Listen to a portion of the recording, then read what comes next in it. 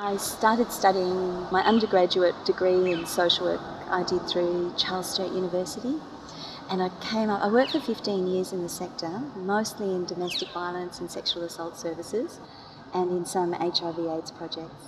In 2005 I started a PhD through JCU and was invited onto the teaching team permanently in 2007.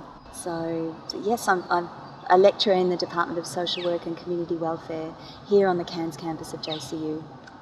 The submission was based around the idea of using consumers of mental health services and their carers as the starting point for designing a subject called social work and mental health. So this is a subject that's a required subject for our social work students in their final year. And one of the skills that's really important in social work is an ability to meaningfully involve consumers in the development of any service response. But there's not a lot of opportunity to learn how you do that, and what are some of the challenges faced about inviting consumers in, and what are some of the dominant messages out there about the validity of that.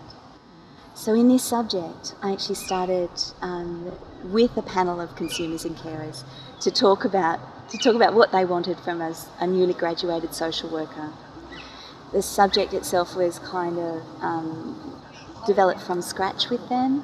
They chose the readings, they chose the focus of each of the units, and they also provide an input both through the written material for distance education students and the development of other materials that might support the study of the subject. The subject's been going now for about 6 years, and every year it's reviewed through an action research project with consumers and carers, with students who have finished the degree, gone out into practice.